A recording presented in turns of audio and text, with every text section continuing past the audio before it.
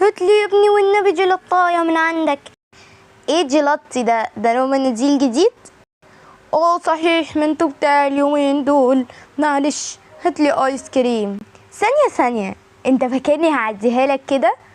لا ما تقولش. اصل الايس كريم، المثلجات او المسلوجات او الجيلاتي او البوظة او لباني او ايس كريم. تعرف ان البقال اللي انت بتجيب من عنده الايس كريم اسمه ايه؟ ثلاجة. وده بقى على درجة حرارة كام؟ بس يا بارد.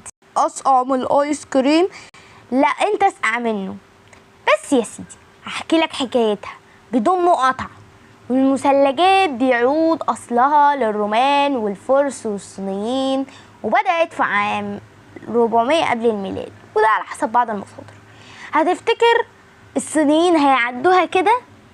هيعدوا الايس كريم من غير اطعمة غريبة؟ عملوه بالعسل والطحينة؟ لا بالحليب والأرز. دول كانوا بياكلوه ساقع ولا سخن؟ لا ساقع، اللي دمك بينقط ايس كريم بالشربات. نكمل.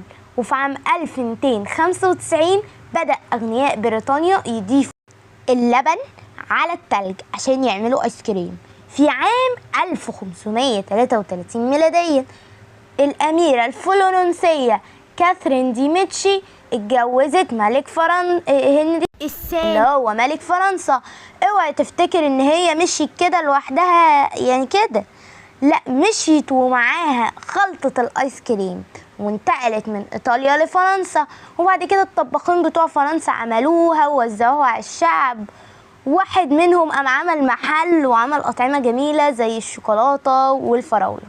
ولما جه الملك الانجليزي بالسلامة واللي هو اسمه تشارلز الاول ملك انجلترا الى فرنسا عام كام 1600 ميلاديا، اتقدم له ايس كريم فعجبه واشترى الخلطة من بتاع الايس كريم اللي اشترى منه.